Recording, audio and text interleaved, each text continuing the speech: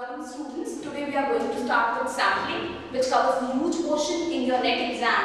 Sampling basically होता क्या है? Sampling basically word से बना है sample. Sample means part of population.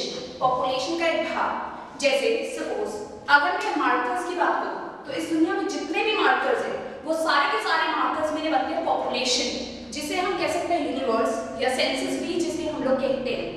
इसका अगर मैं पार्ट उठाऊं, सपोज मैं 10 मार्कर्स उठा रही हूं, जो 10 मार्कर्स मेरे पास में आए, वो 10 मार्कर्स मेरे बने सैंपल. अब सैम्पलिंग क्या होता है?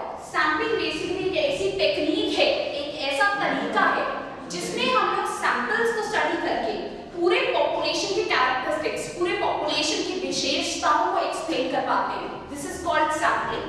अब मैंने ये तो बोला कि हम लोग सैंपल को स्टडी करेंगे और उससे पॉपुलेशन की विशेषता को एक्सप्लेन करेंगे, उसकी कैरेक्टरिस्टिक्स को एक्सप्लेन करेंगे, बट उसके लिए हमें चाहिए सैंपल. सैंपल को कलेक्ट करने के हमारे पास में होते हैं दो तरीके. एक होता है प्रोबेबिलिटी सैंपलिंग और दूसरा होता है नॉन प्रोबेबिलिटी सैंपलिंग. सबसे पहले प्रोबेबिलिटी सैंपलिंग. प्रोबेबिलिटी सैंपलिंग के अंदर क्या होता है? तरीका है इसके अंदर सैंपल को सिलेक्ट करने का, चांस है. प्रोबेबिलिटी सैंपलिंग बेसिकली वर्ड से बना है प्रोबेबिलिटी. प्रोबेबिलिटी का मतलब होता है चांस ऑफ अकरेंस. कोई भी चीज के आने की क्या संभावना है, तो संभावना हमें बताती है प्रोबेबिलिटी. प्रोबेबिलिटी को निकालने का तरीका होता है सबसे simple, that is favourable divided by total.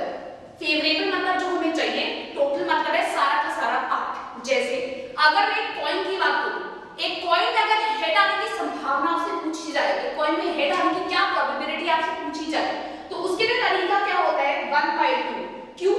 क्योंकि एक कॉइन के अंदर आपके पास टोटल कितने फेसेस है? दो, एक हेड और एक टेल. तो टोटल फेसेस हो गए 2 और हेड कितना है? सिर्फ 1. तो आंसर इज 1/2. सिमिलरली अगर आप एक डाइस को रोल करते हैं, जब आप एक सिंगल वर्ड यूज करते हैं, सिंगल डाइस की बात करते हैं, तो आप लोग वर्ड यूज करते हैं डाई. अगर एक से ज्यादा डाइस की बात होती है, तो आप वर्ड यूज करते हैं डाइस.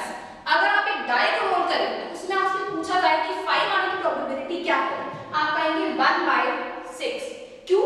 क्योंकि डाई में टोटल फेसेस होते हैं 6 और 5 कितना है? सिर्फ एक बार आता है, इसलिए आपकी प्रोबेबिलिटी है 1/6. इस तरीके से प्रोबेबिलिटी निकलती है. प्रोबेबिलिटी सैंपलिंग को रैंडम सैंपलिंग भी कहा जाता है.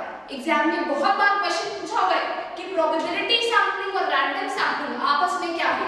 आप कहेंगे दोनों के दोनों सिमिलर है, दोनों के दोनों एक ही चीजें सिनोनिमस हैं. रैंडम सैंपलिंग क्या होता है? जैसे नाम से पता लग रहा है, रैंडम सैंपलिंग हम चीजों को रैंडमली सिलेक्ट करते हैं, अनुमान से सिलेक्ट करते हैं. जैसे सपोज मेरे पास में 10 मार्कर्स है, 10 मार्कर्स में से किसी भी एक मार्कर को सिलेक्ट करने की संभावना अगर आपसे पूछी जाती है, प्रोबेबिलिटी अगर पूछी जाती है, तो उसकी आपकी प्रोबेबिलिटी क्या है? 1/10. इसी तरह से रैंडमली जब आपने चीजों को सिलेक्ट किया, तो अगर ये पूछा जाए कि आपसे बाकी अगर और मार्कर्स को सिलेक्ट करने की संभावना पूछी जाए, तो हर एक आइटम के सिलेक्ट होने की प्रोबेबिलिटी रहेगी 1/10. या आपका केस किस में यूज होता है?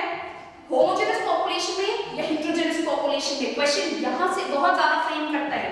ऑप्शन देता है होमोजेनस पॉपुलेशन या हेटेरोजेनस पॉपुलेशन या बोथ या नन ऑफ द अबव. तो आप टिक करेंगे होमोजेनस पॉपुलेशन से. क्यों? क्योंकि ये हेटेरोजेनस पॉपुलेशन के केस में इस्तेमाल नहीं हो सकता है. उसके पीछे रीजन है.